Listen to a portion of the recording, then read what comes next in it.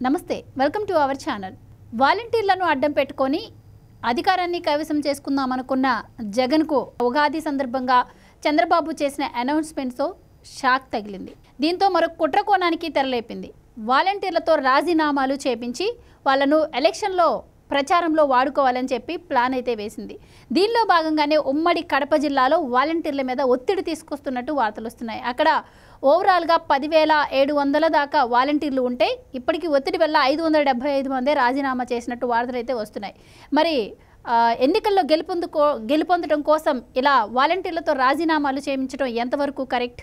మరి వాలంటీర్లు దీనికి సపోర్ట్ చేయట్లేదని న్యూస్ అయితే బయటకు వస్తుంది. సో ఎలా ఉండబోతుంది ఓవరాల్గా ఆంధ్రప్రదేశ్లో, ఈ వివరాలు తెలుసుకునే ప్రయత్నం చేద్దాం. మనతో ఉన్నారు సీనియర్ పొలిటికల్ అనలిస్ట్ అంకంరావు గారు. నమస్కారం. నమస్తే గోవర్ధన్ గారు.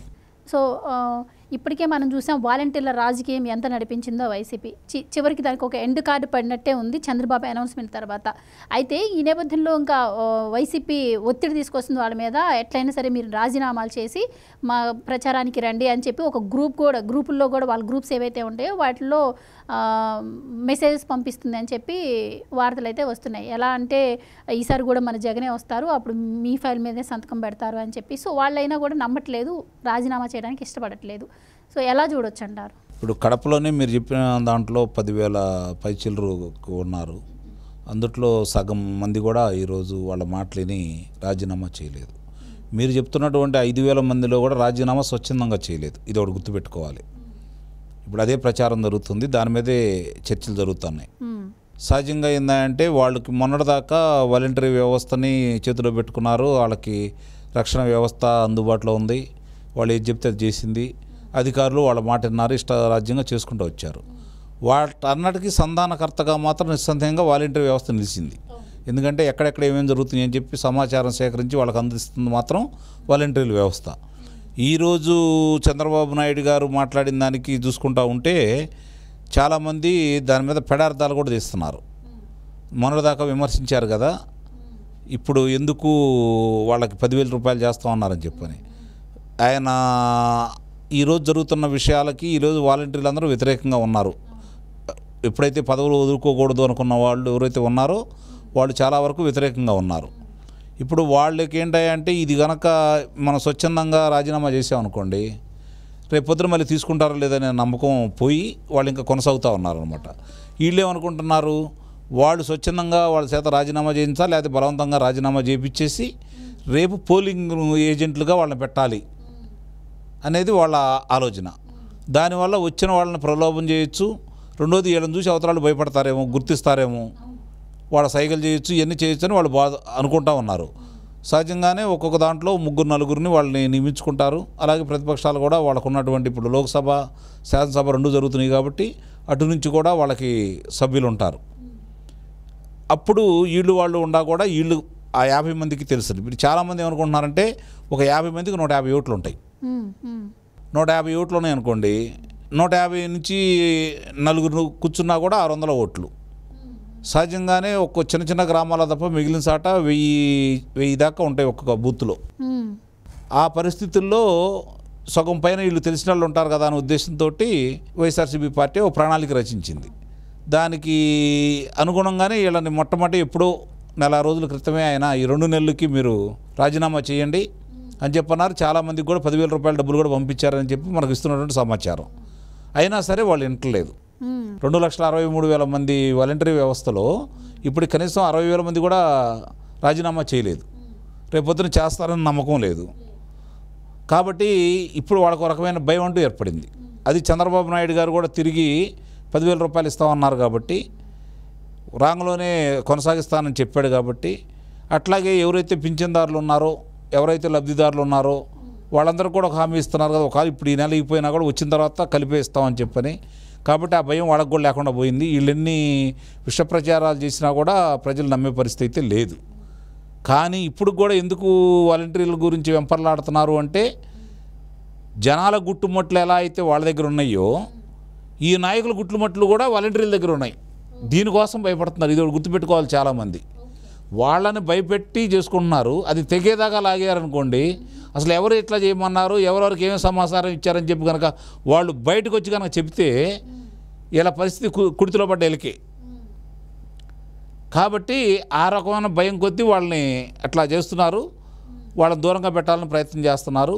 వాళ్ళు ఇంకా మన దగ్గర ఉంటే, మన అదుపాజ్ఞలో ఉంటే అవతల వాళ్ళకి సమాచారం ఇవ్వరు, మనం ధైర్యంగా ఉండొచ్చు అనే భావనలో వాళ్ళు ఉన్నారనమాట.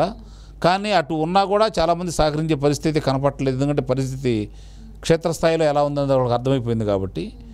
అయినా సరే కొంతమంది కరుడు కట్టిన వాళ్ళు ఉంటారు కాబట్టి వాళ్ళని పెట్టుకొని మీరు అన్నట్టు ఏదో చేయాలని చెప్పి చూస్తూ ఉన్నారు. ఎన్నికల నిబంధనలు అలాగే ఎన్నికల అధికారులు దాని మీద దృష్టి పెట్టేసి, ఎందుకంటే నిన్న జరిగినటువంటి ఒంగోలు సంఘటన ఒకసారిగా తీసుకుంటా ఉంటే అక్కడ వాలంటరీ పాల్గొనుందని చెప్పి ప్రశ్నించిన ఆడమనిషి మీద దాడి చేయడం కూడా జరిగింది. అడ్డుపడిన 2 పిల్లల మీద దాడి చేయడం జరిగింది. ఏందని చెప్పి ఆపాలని వచ్చిన మోహన్ రావు గారిని ఏ విధంగా కొట్టారో చూస్తూనే ఉన్నాం. రక్తం పడేటట్టు కొట్టారు ఆయన్ని. కాబట్టి ఇవన్నీ చూస్తూ ఉంటే ఇంకా అంటే ఈ చాలామంది ఈ నాయకులు ఇంకా వాలంటరీ వ్యవస్థ మన చేతుల్లో ఉంటేనే మనం బయటపడతామనే నమ్మకంలో వాళ్ళు ఉన్నారు. వాళ్ళ ఆశలు అయితే నెరవేరవు. డేక్కలతో చూస్తూ ఉన్నారు. ప్రతిపక్షాలు కావచ్చు, ఎన్నికల సంఘం వాళ్ళు తగు చర్యలు తీసుకుంటారని అయితే నేను భావిస్తున్నాను. ఇప్పుడు వరకు వాళ్ళు నడిపింది ఒక ఎత్తు, ఇప్పుడు జరగబోయేది ఒక ఎత్తు. ఇక్కడ చంద్రబాబు గారు కూడా క్లియర్గా చెప్పారు, నేను 10,000 చేస్తాను, మీరు తొందరపడి వాళ్ళు చెప్పిన మాట విని ఒక పార్టీకి కొమ్ము కాయకండి, మళ్ళీ రేపు ఏదైనా కేసులు అయితే మీరే ఇబ్బంది పడాలి, రేపు ఫ్యూచర్లో మీకు 10,000 కావచ్చు, 50,000 ఉద్యోగం రావచ్చు, లేదా సాఫ్ట్వేర్ లాగా ఇంటి దగ్గర చేసుకునే ఉద్యోగం కావచ్చు, మీకు నైపుణ్యం శిక్షణ కూడా ఇస్తాము అని కూడా ఆయన క్లియర్గా చెప్పారు. ఇంత క్లియర్గా ఆయన చెప్తున్నా కూడా దీన్ని కూడా వక్రీకరించి పేర్ని నాని వంటి వాళ్ళు ఇప్పుడు వాలంటీర్ వ్యవస్థ మంచిదని ఇప్పుడు తెలిసిందా, లేదు అంటేనేమో అసలు ఇప్పుడున్న వాళ్ళందరినీ కొనసాగించమనండి చూద్దాం వాలంటీర్లుగా ఇలా కౌంటర్ వేస్తున్నారు ఆయన. సో గతంలోనే చెప్పారు చంద్రబాబు గారు, ఇప్పుడు ఉన్న వాళ్ళందరినీ నేను అలాగే ఉంచుతానని కూడా. సో దీన్ని ఎలా చూడొచ్చు అంటే చంద్రబాబు గారు ఎప్పుడు కూడా వాలంటీర్లు ఒక పార్టీకి కొమ్ము కాయొద్దని చెప్పారు, కానీ వ్యవస్థనైతే ఆయన ఎప్పుడూ తప్పు పట్టలేదు. ఇప్పుడు ఆయన చెప్పింది ఆయనే నిజాలు ఒప్పుకున్నాడు. పేరు నాని గారిది ఒకసారి కనుక మీరు పరిశీలిస్తే నిజాలు ఆయనే ఒప్పుకున్నాడు చాలా వరకు. వాళ్ళు ఏం చేశారు తెలియని కూడా చెబుతున్నాడు. ఇప్పుడు అక్కడ ఎవరు లేని టైంలో ఇళ్లలోకి వెళ్ళి ఏం చేస్తారు అంటే వాళ్ళు చేసింది నీకు తెలుసు కావాలా, అలాంటి వాళ్ళని తిరిగి కొనసాగించరు. పేరుని నాని గారు అనుకున్నట్టుగా అలాంటి వాళ్ళని అయితే తిరిగి కొనసాగించరు. వాళ్ళ మీద అలాంటి చేసిన వాళ్ళ మీద చర్యలు ఉంటాయి. మంచిగా ప్రజలకు సేవ చేసిన వాళ్ళ కోసం మాత్రమే చంద్రబాబు నాయుడు గారు తిరిగి వాళ్ళని కొనసాగిస్తాడు. ఇదోటి గుర్తుపెట్టుకోవాలా. పేరు నాని గారు ఎంత వెటకారంగా మాట్లాడినా, ఎంత తెలివిగా మాట్లాడతాను అనుకున్నా కొన్ని నిజాలు చెప్పాడు ఆయన. ఈరోజు చంద్రబాబు నాయుడు గారి గురించి 5,000 నుంచి 10,000 అంటే, నాయనా మీరు ఆ రోజు ఏం చేశారో ఒకసారి చూసుకోండి.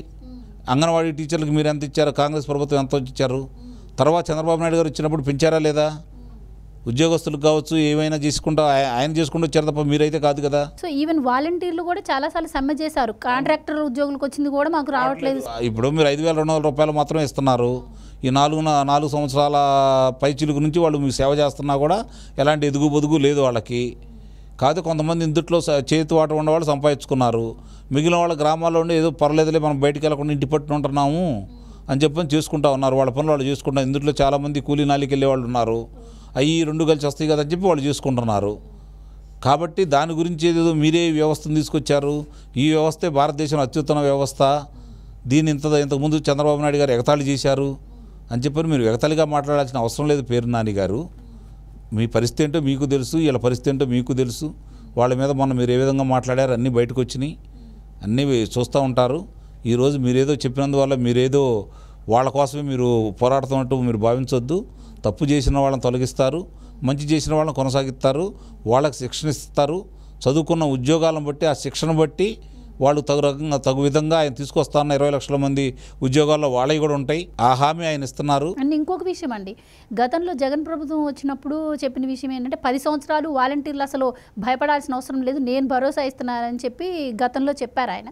ఇప్పుడు వాట్సాప్ గ్రూపుల్లో వచ్చేది ఏంటంటే మన జగన్ అన్న కానీ ఒక మాట చెప్పారు అంటే బాండ్ పేపర్ మీద సంతకం పెట్టినట్టే, మీరు భయపడాల్సిన అవసరం లేదని వాళ్ళకి మెసేజ్లు పోతున్నాయి. ఇప్పుడు తీరా చూస్తే ఫైనల్గా చెప్పింది ఏంటి అంటే వాలంటీర్ వ్యవస్థ మీద నా తొలి సంతకం, నెక్స్ట్ వస్తే అంటే వాలంటీర్ వ్యవస్థ ఇప్పుడు లేదు అని ఆయన ఇండైరెక్ట్గా చెప్పినట్టే కదా. అదే నేను చాలా నిజాలు చెప్పాడు ఆయన.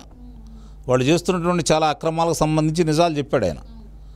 దాని మీద చర్య తీసుకుంటాడు చంద్రబాబు నాయుడు గారు. అట్లానే హత్యలు చేసిన వాళ్ళని, మానభంగాలు చేసిన వాళ్ళని, దోపిడీలు చేసిన వాళ్ళని, పింఛన్దారులు డబ్బులు ఎగ్గొట్టిన వాళ్ళని, సొంతానికి వాడుకున్న వాళ్ళని, ఆడపిల్లల మీద అగత్యాలు చేసిన వాళ్ళని, వాళ్ళందరూ చూస్తూ కూర్చోరు, వాళ్ళని కొనసాగించరు. అందులో ఎలాంటి సందేహం కూడా ఏమి లేదు. వాళ్ళలో నైపుణ్యాన్ని బయటికి తీసుకొస్తారు, తగ్గ ఉద్యోగాలు వాళ్ళకి కలిపి చేస్తారు, కొత్త వాళ్ళు నియమించుకుంటారు, ఎందుకు నియమించుకుంటారు, ఎలా ఏంటి అనేది రేపు ఆయన చెప్తాడు, దేనికి ఉపయోగిస్తారు అని చెప్పి. చాలా మార్గాలు ఉన్నాయి ఉపయోగించడానికి. మీలాగా స్వలాభం కోసం లేకపోతే పార్టీ కోసం సమాచారం తీసుకెళ్ళి వాళ్ళకి ఇచ్చారు. నిజంగా ఆయన అన్నాడు విదేశాలకు పంపించారు వీళ్ళ సమాచారం అని చెప్పని, ప్రజల సమాచారం నిజంగా మీరు పంపించారు కాబట్టి మీ నోటి నుంచి బయటకు వచ్చింది. విదేశాలకు అనలేదు కదా, ఈ లెక్కన మాకు అనుమానం వస్తుంది. ఇక్కడ హైదరాబాద్లోనే కాకుండా విదేశాలకు పంపించారేమో ఇది అని చెప్పని. అంటే మీరు రేపు పొద్దున ఓడిపోతే ఇక్కడ ఉన్న విదేశాలకు వెళ్ళాలి కదా అనే ముందుగానే విదేశాలకు చేరవేశారేమో అనే డౌట్ కూడా వస్తుంది. అంటే మీ ఓటమిని మీరు అంగీకరించారు. మీ నాయకుడు ఎటు విదేశాలకు పారిపోతాడు, మీరు కూడా వెళ్ళాలని నిర్ణయించుకుంటున్నారేమో మీ మాటలను బట్టి అర్థమవుతుంది.